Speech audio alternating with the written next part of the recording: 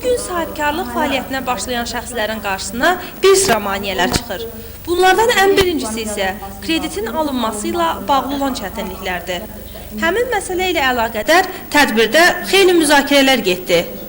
İqtisadi İnkişaf Nazirliyi Gəncə şəhər şöbəsinin rəhbəri Arif Məmmədov bura toplaşan sahibkar qadınlara bəzi məlumatlar verdi. Məqbul sayandan sonra onları demək, İqtisadi İnkişaf Nazirliyinin sahibkarlığın inkişafı Dövlət Əmlakının İdarə Olunması Departamentinin komissiyasına təqdim edir. Bildirdi ki, bugün kreditlərin ayrılması üçün yeni imkanlar yaranıb. Hazırda şəhərimizdə sahibkarlara kredit verə biləcək 3 bank filialı fəaliyyət göstərir. Lakin bu banklar sahibkarlara ancaq biznes plan əsasında kredit ayıracaq. Biznes planda hər bir kredit istəyən sahibkar fəaliyyətə başlaması üçün ona nə qədər vəsait lazım olduğunu və bu vəsaiti nəyə sərf edəcəyini göstərməlidir. Ancaq bu halda onlara kredit ayrılacaq və bunun üçün ondan girov da tələb olunur. Kreditin ödənilmə müddəti isə aşağıdakı kimi müəyyənləşdirilib.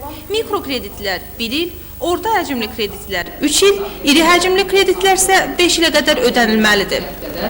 Ona görə də mənə gəlir ki, sahibkar olmaq istəyən adamlar və yaxud hardansa nədənsə çəkinirdilərsə də bu günləri çəkinməməlidirlər. Sonda Sahibkar Qadınlar İctimai Birliyinin sədri Zemfira Ağayeva sahibkarlara biznes planların yazılma qaydalarını öyrətmək məqsədi ilə gələcəkdə seminar məşğələlərin nəzərdə tutulduğunu söylədi. Və bu treninqlər vasitəsilə onlara layihələrin hazırlanmasına xeyli köməklik göstəriləcək. Xalidə Babayeva, Milyoni Seyidzadə, Xəbər Plus.